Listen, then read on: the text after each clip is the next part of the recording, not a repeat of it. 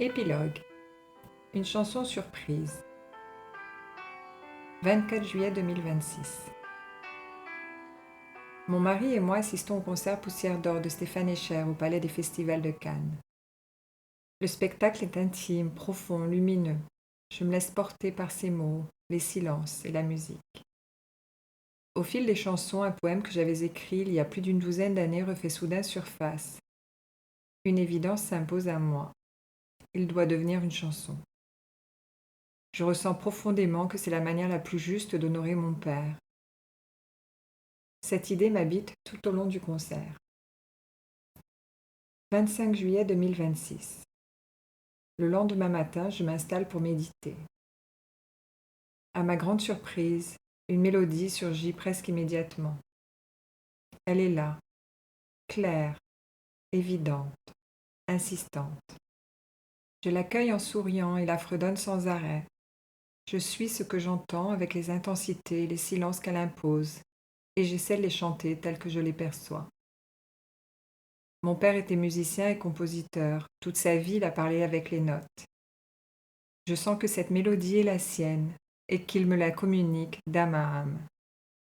Je m'enregistre de peur qu'elle ne s'efface. Ma méditation terminée, je cherche et retrouve rapidement mon poème dans mon ordinateur. Un doux câlin qui s'endort. Un doux câlin qui s'endort et s'en va avec la mort, révèle la magie des corps et revient avec l'aurore, transformer le plomb en or.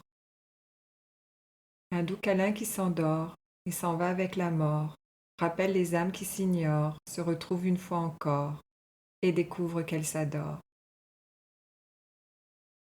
Un doux câlin qui s'endort et s'en va avec la mort, perpétue les vrais accords, ressuscite les vides alors, et la mort jamais plus ne s'endort. L'après-midi, sans que rien n'ait été prémédité, je travaille dans une application d'intelligence artificielle de musique pour associer cette mélodie aux paroles. Je m'amuse à orchestrer l'ensemble en ajoutant ou en retirant les instruments qui m'inspirent.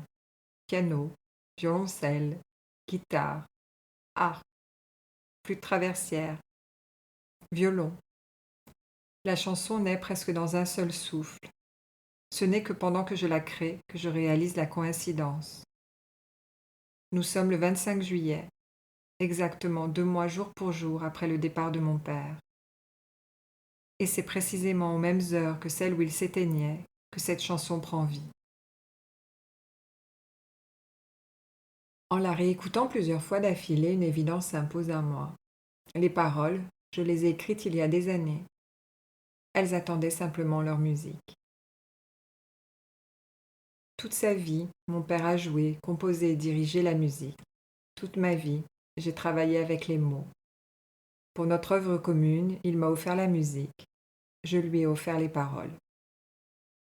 2 autres éléments m'interpellent.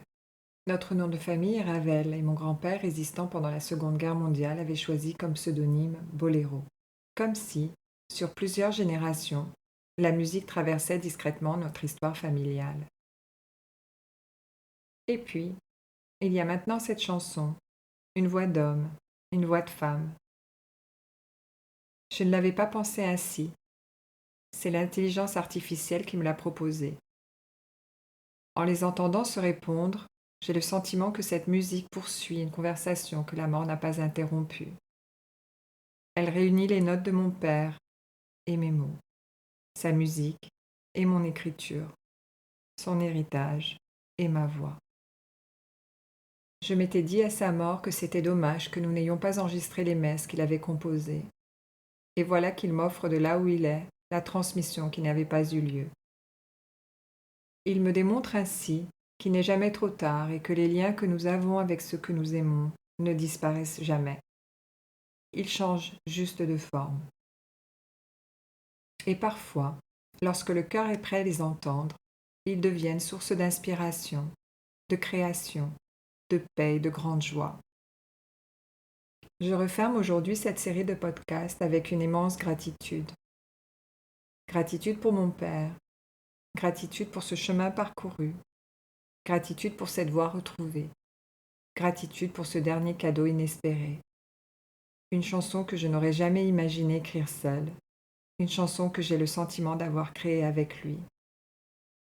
Je vous laisse maintenant avec un doux câlin qui s'endort.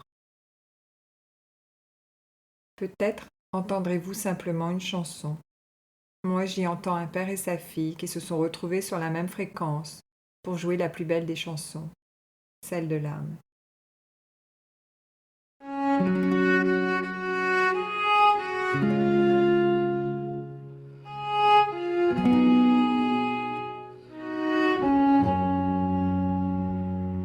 Un doux câlin qui s'endort et s'en va avec la mort, révèle la magie des corps et revient avec l'aurore,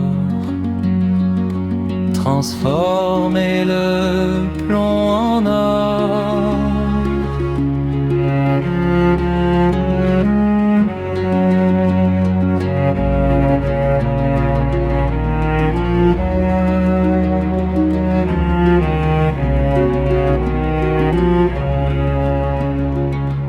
Un doux câlin qui s'endort et s'en va avec la mort, rappelle les âmes qui s'ignorent, se retrouvent une fois encore et découvrent qu'elles s'adorent.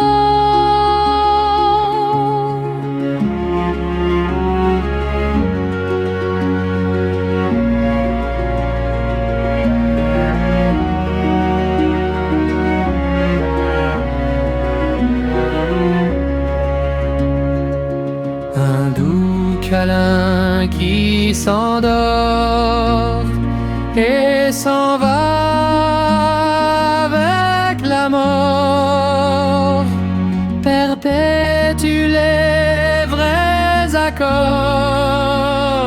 et suscite les vides alors, et la mort jamais plus